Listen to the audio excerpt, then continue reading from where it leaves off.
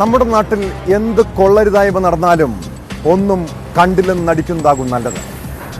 റോഡിലെ ഒരു ഗതാഗത നിയമലംഘനം ചോദ്യം ചെയ്ത കൊല്ലം ജോനപ്പുറ സ്വദേശി ബെനഡിക്റ്റിന് നേരിടേണ്ടി വന്നത് ക്രൂരമർദ്ദനമാണ്.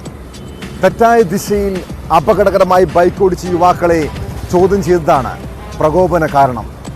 ഗുരുതരമായി പരിക്കേറ്റ ബെനഡിക്റ്റ് ആശുപത്രിയിൽ ചികിത്സയിലാണ്. ഒളിവിൽ പോയ പ്രതികൾക്ക് കോടതി ജാമ്യം നിഷേധിച്ചതോടെ പോലീസ് രണ്ടുപേരെയും അറസ്റ്റ് ചെയ്തു.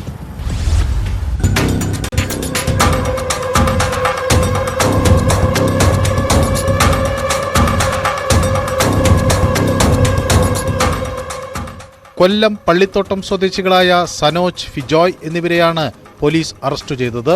വീട്ടുസാധനങ്ങൾ വാങ്ങി ബെനഡിക്റ്റ് ബൈക്കിൽ വരവെ സനോജും ഫിജോയും ചേർന്ന് ബൈക്ക് തടഞ്ഞു നിർത്തി ആക്രമിക്കുകയായിരുന്നു. ഹെൽമറ്റ് കൊണ്ട് മുഖത്തടിക്കുകയും മർദ്ദിക്കുകയും ചെയ്യുന്ന CCTV ദൃശ്യങ്ങൾ പോലീസിന് ലഭിച്ചു. അടിയേറ്റ ബെനഡിക്റ്റിന്റെ മുഖത്തും തലയുടെ പിൻഭാഗത്തും പൊട്ടലുണ്ടായി.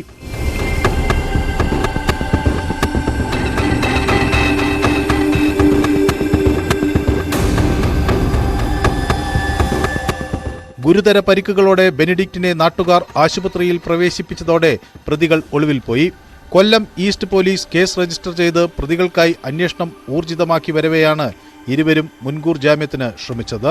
ഹൈക്കോടതി ജാമ്യം നിഷേധിച്ചതോടെ പോലീസ് ഇരുവരെയും പിടികൂടുകയായിരുന്നു. അറസ്റ്റ് രേഖപ്പെടുത്തി കോടതിയിൽ ഹാജരാക്കിയ പ്രതികളെ റിമാൻഡ് ചെയ്തു.